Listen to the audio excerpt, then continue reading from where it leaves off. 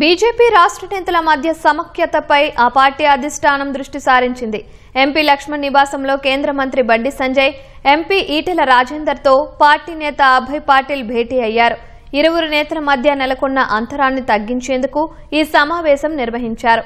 నేతలిద్దరూ విభేదాలు వీడి పార్టీ బలోపేతంపై దృష్టి సారించాలని అభయ్ పాటిల్ ఇరువురికి సూచించారు.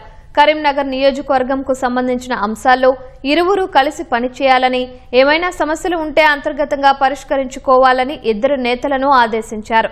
అభయ్ పాటిల్ సూచనలతో బండి సంజయ్, ఈటెల రాజేందర్ ఏకీభవించారని సమావేశం అనంతరం మీడియాకు తెలిపారు. అనంతరం ఇరువురు నేతలతో కలిసి ఎంపీ లక్ష్మణ్ మీడియాతో మాట్లాడారు. తెలంగాణలో బీజేపీని అధికారంలోకి తేవడంపై చర్చించినట్లు ఆయన తెలిపారు. ప్రజలకు కాంగ్రెస్ పై కోపం ఉందని, అలాగే బీఆర్ఎస్ పై నమ్మకం కూడా లేదని లక్ష్మణ్ అన్నారు.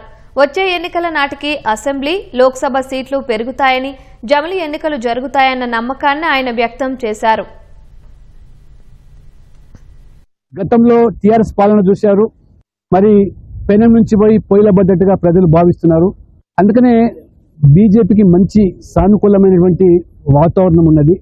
ఖచ్చితంగా ప్రజలు తెలంగాణలో బీజేపీ అధికారంలో రావాలని కోరుకుంటున్నారు. రాష్ట్ర అధ్యక్షుడు రామచంద్రరావు గారు ఈ మధ్యకాలంలో తీసుకుంటున్న కార్యక్రమాలను ఇంకా వేగవంతం చేసి ముందుకు పోవాలనే ఆలోచనతో మరి ఈరోజు భోజనం పేరు మీద రావడం జరిగింది. కానీ ఇతరత దాని మీద పెద్దగా రాజకీయపరమైనటువంటి ఎటువంటి మరి ఊహాలకు ఆలోచనకు తావులేదు. కేంద్ర మంత్రి బండి సంజయ్, ఎంపీ సయోధ్య కోసం భేటీ జరిగిందని జరుగుతుంది, చర్చ జరుగుతుంది, ప్రచారం.